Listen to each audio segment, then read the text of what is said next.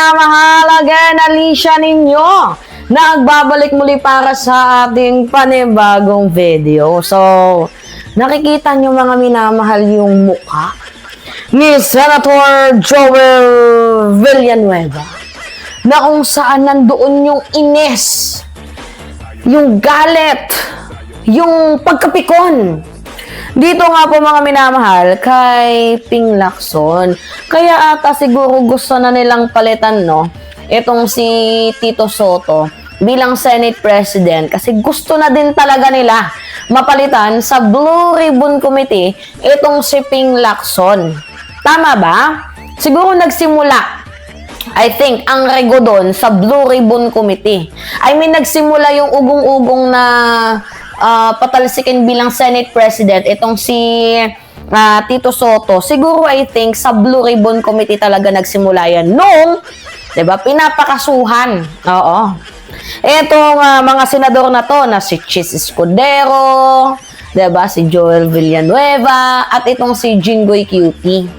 Diba? Kaya gusto na nilang palitan ang liderato. Oo. Kasi pag napalitan yan si Soto, matatanggal otomatiko sa Blue Ribbon Committee yung si Ping Lacson, 'di ba? Tapos ipalit ulit si Marcoleta, di hindi na matutuloy ang investigasyon.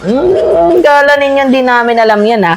Ngayon meron ako sa inyo ipapakitang video, mga minamahal, na kung saan nagwawala. Ito nga pong si Joel Villanueva, at ang sabi niya pa nga dito, who's the Blue Ribbon? It is one person or the entire committee? So, parang napipikon siya dito kay Ping Lacson, oo. Tama lang din naman talaga, to be honest, mga minamahal, itong si Ping Lacson, kasi para saan pa yung ginastos ng taong bayan? Para saan pa ang investigation? Para saan pa?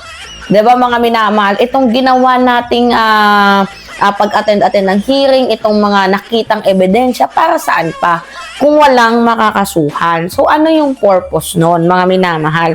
Para saan pa ang lahat ng ito kung wala lang din patutunguhan? Gets ninyo mga minamahal?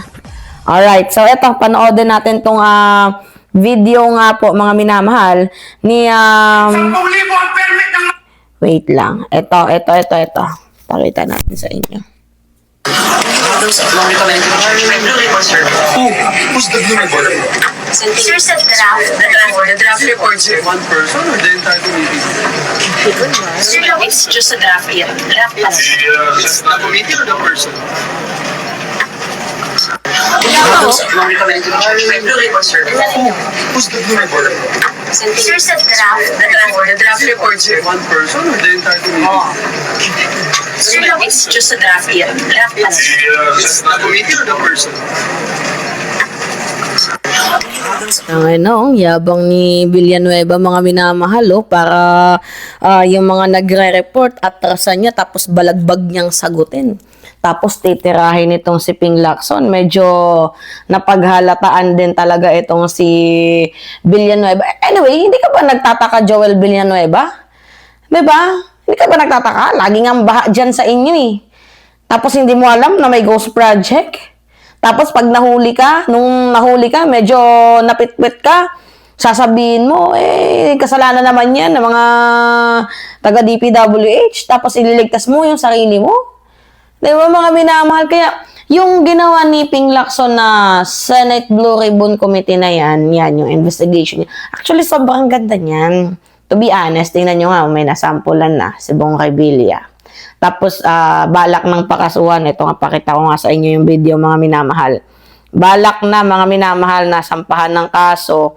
Itong mga ginayupak na to, ito, Download the trip.com. Ay, nako. Pasensya na, meron tayong ads. Hindi kasi tayo naka-premium Pakita ko sa inyo yung balita. Alright, ito. Ang nabalita, pinakakasuhan na ng Senate Blue Ribbon Committee ang ilang mga dati at kasalukuyang opisyal na dawit sa flood control scandal. Kabilang dito sina Senators Jinggoy Estrada, Joel Villanueva at Chis Escudero. Bukod sa administrative cases, liable din daw sila sa malversation of public funds, direct bribery Oh. at plunder. Gayon din sina resigned Congressman Saldico, dating Senador Bong Revilla, at former Representative Mitch Kahayon Uy. Recommended for charges din sina dating DPWH Secretary Manuel Bonoan, late Undersecretary Maria Catalina Cabral, Detect Yusek Trigiv Olivar, at Maynard Mu. Maging ang ilan pang mga pangalan na lumutang sa Blue Ribbon Probe tulad ni na Carlene Villayap, John Paul Estrada at Mark Tiksay. Manatiling nakatutok. Diba?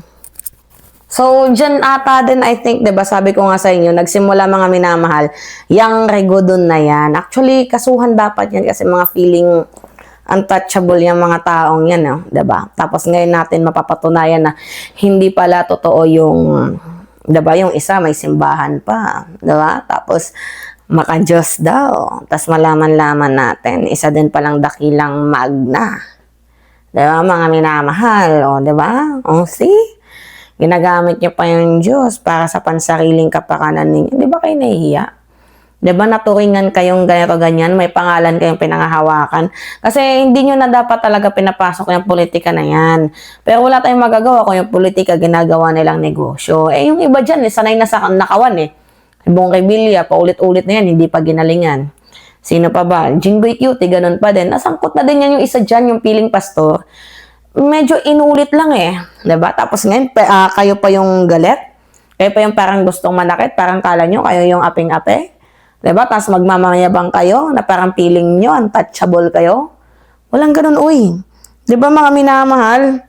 Mga walang dala sa pagnanakaw. Tapos pag nakasuhan, galit na galit, gustong manakit. Lakas naman ata ng mga sapak sa mga utak ninyo. Uso-uso din kahit paano ang mahiya.